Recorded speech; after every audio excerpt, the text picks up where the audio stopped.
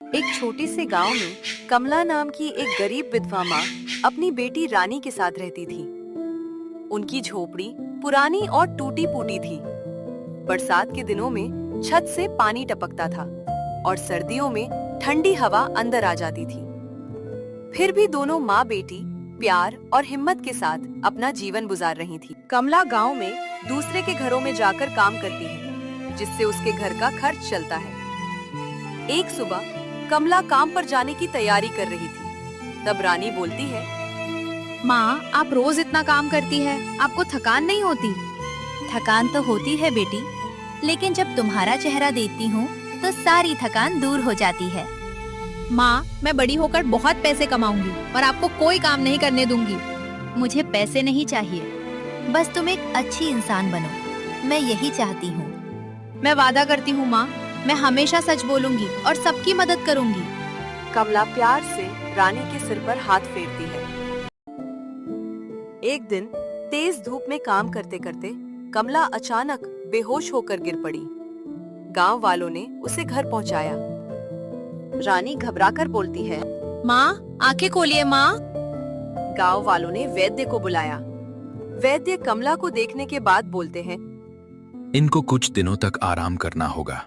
कमजोरी बहुत बढ़ गई है। अगर आराम नहीं करेंगी तो तबीयत और बिगड़ जाएगी। लेकिन वैद्य जी, अगर माँ काम नहीं करेंगी तो घर कैसे चलेगा? बेटी, चिंता मत करो, सब ठीक हो जाएगा। भगवान पर विश्वास रखो। कुछ देर बाद सब लोग चले गए। दिन भर माँ की सेवा करने के बाद रानी चूल्हे के पास बैठी सोच रही है कि उसे क्या करना चाहिए।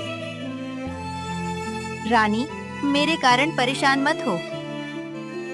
ऐसा मत कहिए माँ, आपने हमेशा मेरा ख्याल रखा है, अब मेरी बारी है। तुम अभी छोटी हो बेटी, चिंता मत करो, मैं जल्दी ही ठीक हो जाऊंगी।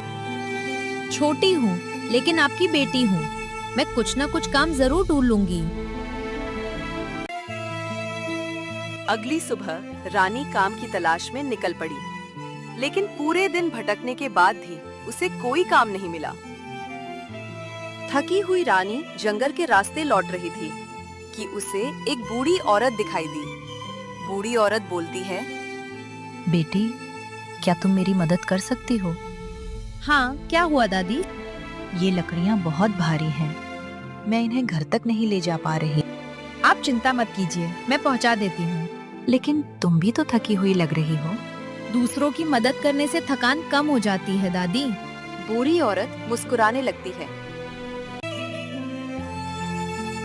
घर पहुंचने के बाद बूढ़ी औरत ने रानी को बैठाया। बेटी, तुम्हारा नाम क्या है? मेरा नाम रानी है। और तुम इतनी उदास क्यों हो? रानी ने अपनी माँ की बीमारी और गरीबी की पूरी कहानी बता दी। फिर भी तुमने मेरी मदद की। दादी, अगर मैं आपकी जगह होती तो क्या आप मेरी मदद नहीं करती? बूढ़ी औरत की आंखें भर आईं। तुम्हारा दिल बहुत साफ है बेटी, तुम ये पौधा ले जाओ। दादी, मैं इसके बदले आपको क्या दूं? मुझे कुछ नहीं चाहिए, बस तुम हमेशा अच्छा इंसान बने रहना। रानी वो पौधा लेकर अपने घर चली गई। कुछ दिनों तक रानी रोज पौधे की देखभाल करती रही। एक सुबह रानी हैरान होकर माँ को आवाज लगाती है, माँ, जल्दी आइए। क्या हुआ बेटी? देखिए, पौधे पर सुनहरे फल लगे हैं। कमला भी हैरान रह गई। जब उन्होंने एक फल तोड़ा तो उसमें से सोने के सिक्के निकल पड़े। कमला बोलती है, हे भगवान, ये कैसे संभव है? शायद ये उसी दादी का आशीर्वाद है। देखा बेटी, मैं कहती थी ना, अच्छे कर्म कभी व्यर्थ नहीं जाते। धीरे धीरे समय बीतने लगा। माँ बेटी की गरीबी दूर होने लगी। एक दिन गांव का एक गरीब आदमी उनके पास आया। गरीब आदमी बोला, रानी बेटी, मेरे पास दवा खरीदने के पैसे नहीं हैं। क्या तुम मेरी थोड़ी मदद कर दोगी? चाचा, चिंता मत कीजिए, मैं आपकी मदद करूंगी। रानी गांव में सबकी मदद करने लगी। सब गांव वाले रानी की तारीफ करने लगे। धन मिलने के बाद बहुत से लोग बदल जाते हैं, लेकिन रानी का दिल नहीं बदला।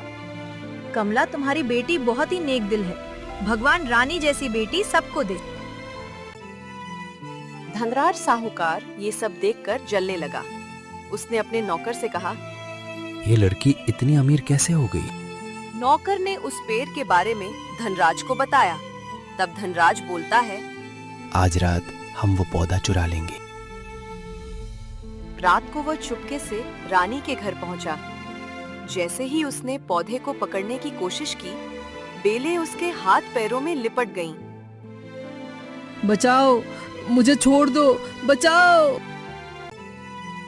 चिल्लाने की आवाज सुनकर गांव वाले दौड़ कर आए। अरे, ये तो साहूकार धनराज है। साहूकार साहब, आप चोरी कर रहे हैं। धनराज शर्मिंदा हो गया।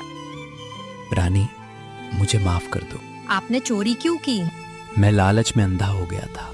लालच इंसान को गलत रास्ते पर ले जाता है।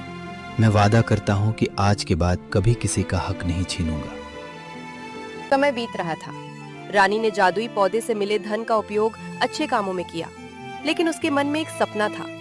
वो अपनी माँ को वो सारी खुशियाँ देना चाहती थी जिनसे कमला हमेशा वंचित रही थी। एक दिन रानी अपनी माँ को गांव के बाहर एक नई जगह लेकर गई। बेटी, तुम मुझे यहाँ क्यों लाई हो? माँ, पहले अपनी आंखें बंद कीजिए। कमला ने आंखें बंद कर ली। अब आंखें खोलिए। जैसे ही कमला ने आंखें खोली, उसके सामने एक सुंदर पक्का घर खड़ा था। ये किसका घर है? माँ, ये हमारा घर है। अब आपको टूटी हुई झोपड़ी में नहीं रहना पड़ेगा। कमला की आंखों में आंसू आ गए।